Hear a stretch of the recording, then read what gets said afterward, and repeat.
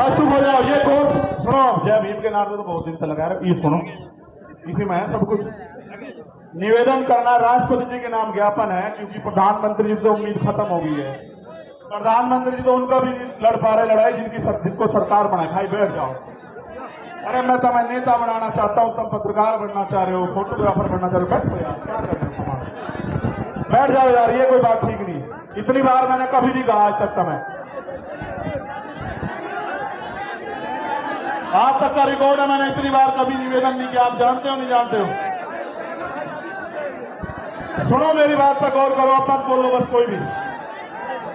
निवेदन करना है कि स्वतंत्र भारत के संविधान में समस्त नागरिकों को समानता, स्वतंत्रता और न्याय हेतु मौलिक अधिकार प्रदान किए गए हैं। साथ ही सदियों से हक वंचित वर्गों, विशेष रूप से जाति जनजाति के लोगों के अधिकारों की सुरक्षा व इनके विकास के लिए संविधान में विशेष प्रावधान किए गए। हमारा संविधान समाज के कमजोर वर्गों, एससी, एसटी, ओबीसी, माइनॉरिटी के कल्याण हेतु प्रतिबद्ध है। यथा संविधान अनुच्छेद 38 के तहत अनुसूचित जाति जनजाति राष्ट्रीय आयोग का गठन किया गया है। यह अवगत कराना है कि सदियों से एससी, एसटी समुदाय के लोग सामंतवादी और घृणित जातिवादी, क्रूर मनवादी मानसिकता का शिकार बनाए जा रहे हैं। हाल ही में मध्य प्रदेश में एक आदिवासी समुदाय के व्यक्ति का सर के सिर के ऊपर अपर कास्ट के व्यक्ति द्वारा पेशाब करना आधुनिक भारत की क्रूर मानसिकता को दर्शाता है। इसी प्रकार पिछले कुछ वर्षों में देश के राज्यों में समाज के इन कमजोर वर्गों के लिए चैलेंज करके सुनियोजित हत्याएं की जा रही हैं, जिसमें प्रमुख घटनाएं हैं शोधार्थी छात्र रोहित वेमुला की हत्या, वरिष्ठ पत्रकार गौरी लंकेर की हत्या, मनीषा वाल्मीकि की हत्या, जितेंद्र मेघवाल की हत्या, इंद्र मेघवाल की हत्या, रमन वाल्मीकि की हत्या, भाई आकाश गुजर की हत्या जो उत्तर प्रदेश पुलिस द्वारा गोली मारकर की गई। इन घटनाओं से ऐसा प्रतीत होता है कि देश भारत के संविधान से नहीं बल्कि देश का शासन प्रशासन मनोविधान से संचालित हो रहा है।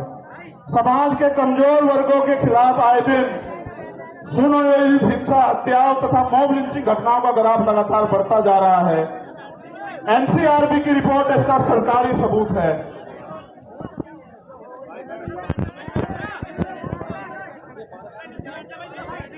अब मैं आपको एक एक करके मांग पढ़ता हूं, पढ़ू भाई?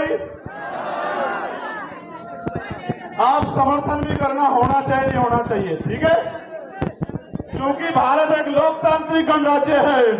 हमारा बुद्धिजीवी समाज भी सुने कि हम अपने लिए लड़ रहे हैं या समाज के लिए लड़ रहे हैं। हम आपकी वोट से बड़े वो नेता नहीं जो राज्यसभा, विधानसभा, लोकसभा में तलवे चाट रहे आरएसएस और भारतीय जनता पार्टी के। हम आपका खून है, कल भी लड़ रहे थे, आज भी लड़ रहे और हमेशा सड़कों पर लड़ते रहेंगे। क्योंकि भारत एक लोकतांत्रिक गणराज्य है। देश में 85% लोग एससी, एसटी, ओबीसी व अल्पसंख्यक समुदाय के हैं, जबकि हायर जुडिशरी अर्थात सुप्रीम कोर्ट व हाई कोर्ट में इन वर्गों का समुचित प्रतिनिधित्व नहीं है। इसके लिए इन वर्गों के जजों की समानुपातिक आरक्षण के तहत नियुक्ति सुनिश्चित की जाए। और इसका एक उदाहरण बता देता हूं। यूपीएससीएस में पिछले 10 साल में दलित समाज का एक भी बच्चा भर्ती नहीं हुआ। आप चेक करा लेना। उन्होंने एक षड्यंत्र कर रखा है, हम उनको हरा देते हैं कंपटीशन में, इंटरव्यू में वो हमें हरा देते हैं।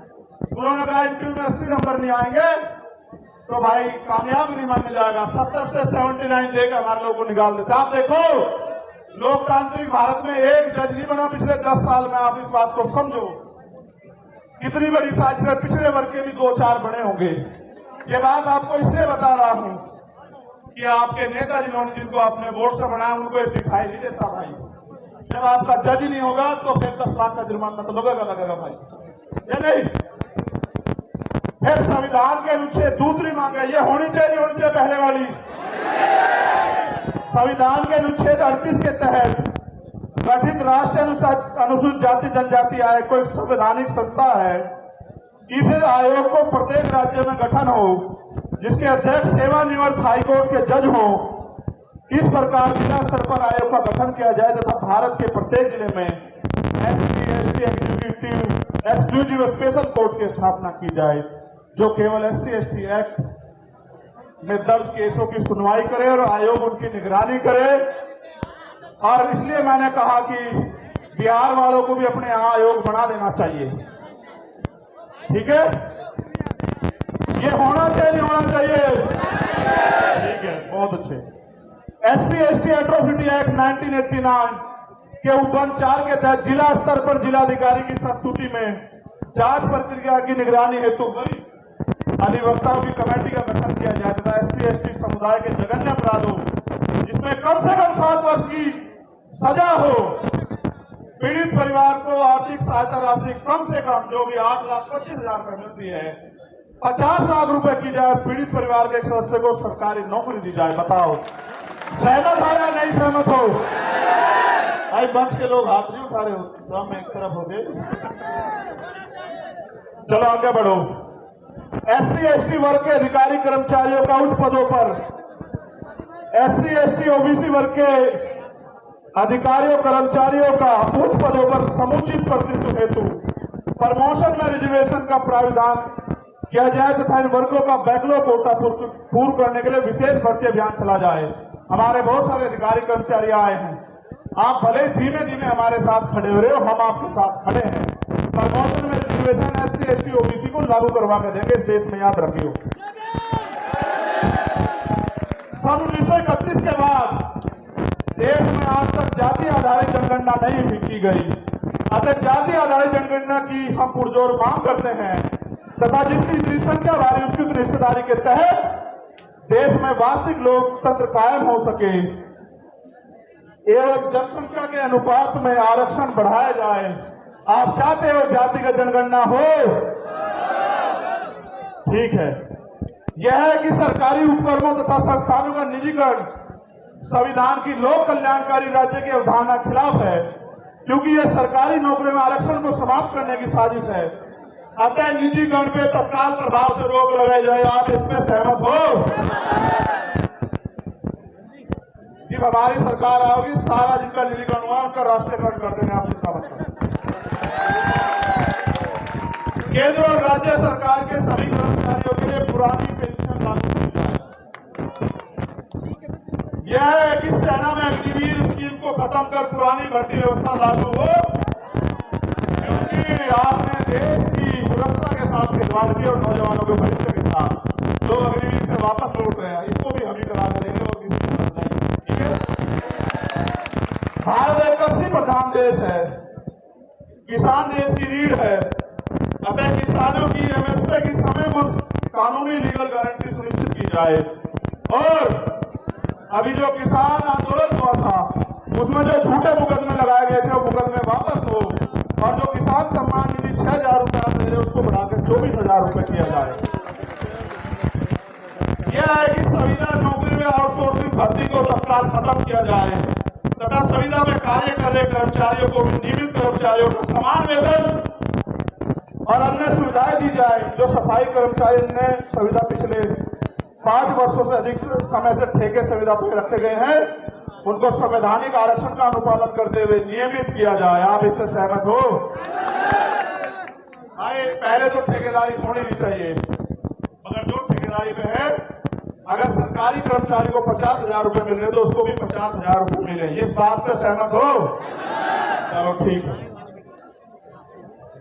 और सफाई कर्मचारी दिल्ली के तैयार हैं आपकी मांग हम अगले 1 महीने पूरी करवाने के लिए। यहां की सरकार से आप चिंता न करेगी। यूनिफॉर्म सिविल कोड लागू करने से पूर्व सामाजिक और आर्थिक गैरबराबरी समाप्त की जाए तथा शैक्षिक और लैंगिक स्थापना समानता स्थापित की जाए। उसके बाद UCC पे आपसे बात करेंगे। अगर आप अल्पसंख्यकों के विरोध में कोई भी कानून लाओगे, हम उसका ड्राफ्ट पढ़ेंगे, आपकी ईंट से ईंट बजा देंगे। सरकार के लोगों इस बात को याद रखना। और भाई आखिरी मांग ये है, मैंने दादा राष्ट्रीय अध्यक्ष जी पढ़ देंगे, मैं मांग बता देता हूं कि इस घटना की CBI जांच हो और सुरक्षा तो भाई समाज ही है, सारे मांग देने वाले तो हैं।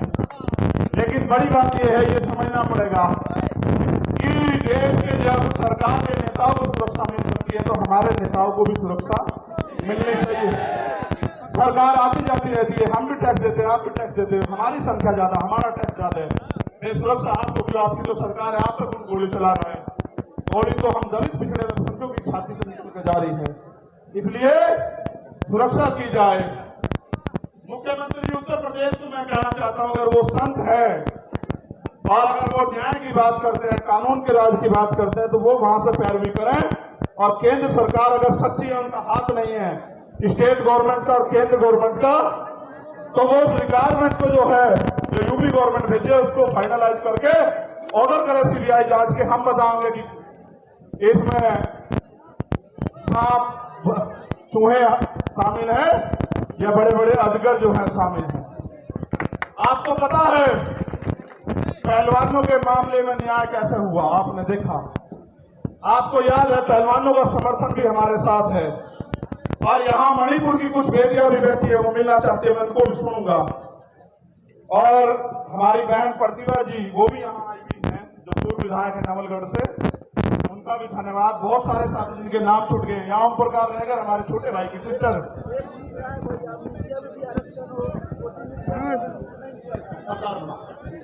ठीक है, तो वो भी बिटिया यहाँ आई हुई है, और बहुत सारे हैं जिनके साथ अन्याय अत्याचार, वो सब लोग आए हुए हैं। और एक, अगर मध्य प्रदेश में हम लोग पहले तो लड़ाई लड़ ही रहे मध्य प्रदेश के लोगों को, राजस्थान के लोग कहना चाहता हूं भाई, मेरी जान की रक्षा तो हो जाएगी, चलो सुरक्षा भी इंतजाम हो जाएगा, लेकिन आम जमीन पे तो आप लोग भी लड़ रहे हो। पूरे भारत में बिहार हो, बंगाल हो, राजस्थान हो, मध्य प्रदेश, यूपी हो, उत्तराखंड हो, आपकी रक्षा कौन करेगा? आपको भी तो गोली चल सकती है। इसलिए हमें सुरक्षा की नहीं, अपनी सुरक्षा की नहीं, समाज की सुरक्षा की जरूरत है। इसलिए सरकार सुरक्षित माहौल लागू करे, और अगर सरकार पे सुरक्षित माहौल लागू नहीं हो तो सरकार कुर्सी छोड़े। क्यों जबरन चिपक के बैठे हो भाई? आप मणिपुर को न्याय नहीं दे सकते, आप राजस्थान में न्याय नहीं दे सकते, आप बिहार बंगाल में न्याय नहीं दे सकते, आप दिल्ली में न्याय नहीं दे सकते, आप मध्य प्रदेश में और केंद्र से न्याय दे सकते। तो भाई हम अपने लोगों को ये कहना चाहते हैं आप सब लोगों के सहयोग से कि राजस्थान के लोग मेहनत करने पे आ जाओ, मध्य प्रदेश के लोग मेहनत करने पे आ जाओ, छत्तीसगढ़ के, तो इसी बार जो है आपका सत्ता की चाबी आपके हाथ में मध्य प्रदेश राजस्थान में आ जाएगी, छत्तीसगढ़ में। क्योंकि चुनाव जैसा होगा उसमें 5-7 वोट विधायक जिसके पास होंगे उसके पास चाबी होगी, और हम काम करने वाले लोगों को लड़ा रहे हैं, तो हमारा विधायक जो है हो सकता है वो चीफ मिनिस्टर बन जाए या डिप्टी चीफ मिनिस्टर बन जाए, आपकी सरकार में हिस्सेदारी हो जाए। इसलिए आपसे कहूंगा मध्य प्रदेश राजस्थान के लोग ज्यादा काम करें और आप यहां आए पुणे।